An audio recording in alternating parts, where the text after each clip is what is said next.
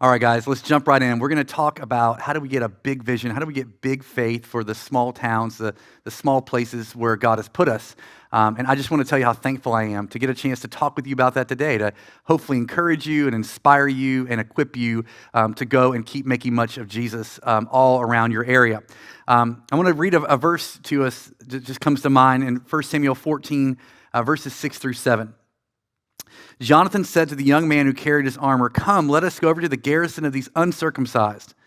It may be that the Lord will work for us, for nothing can hinder him. Nothing can hinder the Lord from saving by many or by few." His armor bearer said to him, "Do all this in your heart. Do as you wish. Behold, I'm with you, heart and soul." I love this verse for lots of reasons, but I don't think it really defines the attitude I get from a lot of pastors and leaders in small towns, frankly, a lot of Christians in small towns and rural places. We tend to be a kind of a far cry from these brothers, and that's because I think we typically dream small dreams for small towns. We typically dream small dreams for small towns. So my wife and I planted a church in my hometown. It's like 9,000 people, just to give you some context. I know some of you guys are in towns a little bit bigger than that. Some of you are in towns maybe a little bit smaller than that.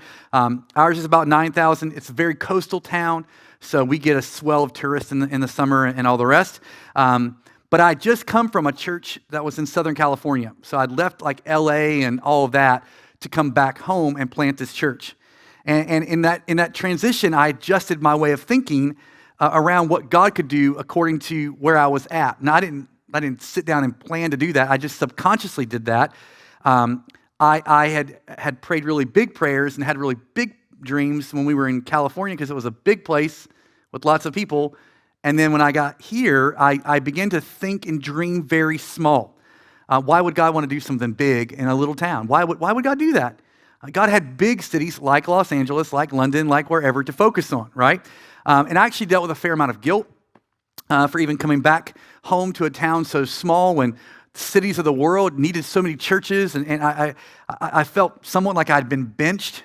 If you guys have that terminology in the UK, like you just get sidelined, you get set on the bench. I felt like God was done with me. Like if He wanted to use me to do something big and great and whatever, well, He wouldn't stick me in some little small town that no one's ever heard of, right? So all that was kind of working inside of me internally. I wasn't even really realizing all of it. And I was now dreaming and praying accordingly. I wasn't praying big prayers for this small town. I wasn't dreaming big. So I was a church planter that had been sent to this little town, and I had small ambitions, and I prayed small prayers. I was the guy sent to help, and I had this like kind of pessimism, sort of Eeyore thing going on that was all working in the background. I don't know if you've ever felt like that, like you could be doing more if you were somewhere else, like the potential of your town is small because it's a small town, right? And that's a big deal. And so I want to address that here in this first session. It's a big deal.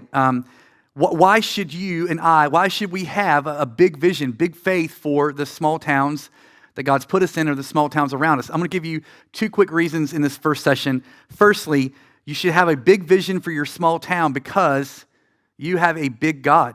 That's the first reason. That's the most important reason. You have a big God. Right? God is big. He opens the Bible making some big claims. He creates everything out of nothing. Then throughout the Bible, He shows off His power again and again and again. His ways aren't our ways. His thoughts aren't our thoughts. Like a galaxy far away, above and beyond us. I mean, we have this big God.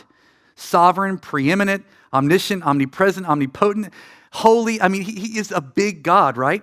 And when you look at Him, small vision doesn't really make sense, right?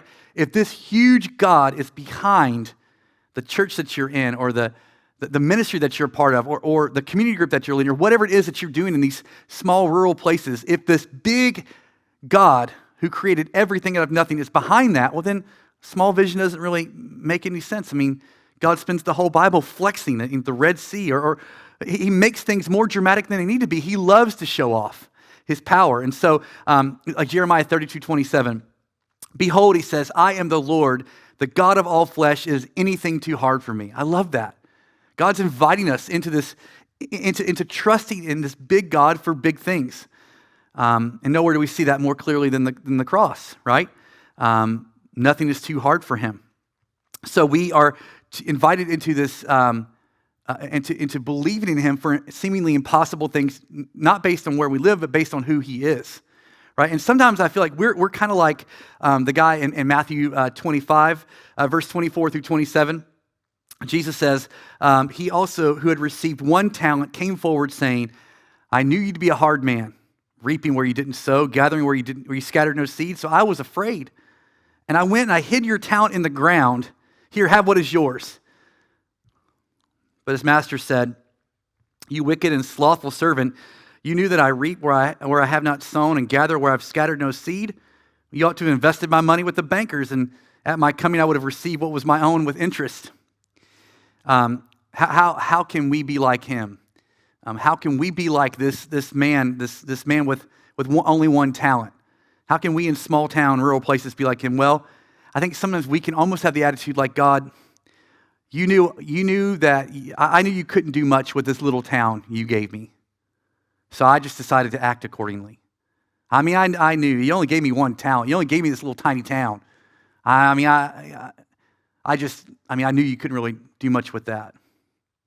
I mean, we only have 20 people coming on a Sunday, God. I mean, what am I supposed to do with that? You know? And it really, what it does is it shows that we've misplaced our faith. We've misplaced our vision. We've put it on the size of the place where we live instead of the size of the God that we serve. So the first reason that we should dream big dreams and have this big faith for these small rural places where we live is because we have a big God. Now, that's not to say that like all these dreams and visions are going to like take place. I mean, that's not really the point even. I mean, Shadrach, Meshach, and Abednego said, hey, our God will deliver us, and even if he doesn't, he's still worth it, right? My friend Stephen Whitmer, who's up in New England here in the States, he's got like this 100-year vision, you know, in 100 years, I want to see us plant X amount of churches. I think that's beautiful. I think it's brilliant. I'm right there with him. You know, I want to be willing to be faithful for the long haul, trusting that God over time will do what he wants to do. And so if it doesn't happen in my lifetime, it's not going to stop me from dreaming and planning. The difference is like, if it takes 100 years because God wants it to, that is good. If it takes 100 years because I'm super lazy and just, you know, pessimistic about this whole thing, that's bad, right? And so we want to dream big dreams, and we want to pray big prayers and have big vision, firstly, because we have this huge God. But the second reason is, you know, thinking kind of just pragmatically, why would this big God put you and I in these small places, right? I think it gets at like, what does the small place need? I mean, if what needs to happen in your small town is just some slight, you know, behavior modifications, well, why would this big God be in on that? What if actually more needs to happen? And I think that's the second thing. You and I should have a big vision for our small towns because they have big problems. The fact that you live in a small town doesn't mean that your town has small problems. In fact, I have seen it be the opposite. Just today, actually, in preparing to film this video, I'm also a chaplain for the area, and so I have a pager and an app on my phone, and I get called to really sad, really tragic fire calls or paramedic calls, and we had a person who found their loved one dead, and I'm there in the front yard. This person's inconsolable, screaming. Neighbors are coming out, to see what's going on. I just see this so much that I've come to realize that our small little town has massive problems. We don't have little problems; we have massive problems. And I apparently, and you apparently, we serve a God who can do anything. He can raise the dead, right? And then people are suffering all around us. Small rural places can be just hotspots for addiction and depression and all kinds of just sadness. I mean, we see it all over the place in our region. In America, I don't know what it's like where you are, but where we live, They say that eighth grade kids are 80% more likely to use heroin than if they were in a major city. That you're more likely to die of a heroin overdose than to die in a car accident. I mean, where we live is a sad place. Where you live, it's beautiful, but it's broken. And so we need to have this big vision because, well, we have a big God and because he put us in a place with big problems. It doesn't matter that it's small, it's got big problems. The problems that my town has and the problems that your town have are problems that only God can solve. Only God can solve. That's why I'm here, that's why you're there. We have a big God and we live in towns with big problems. Pain and sorrow in our towns, only Jesus can heal. And so, just as we start off here, I want to give you a second to reflect on this.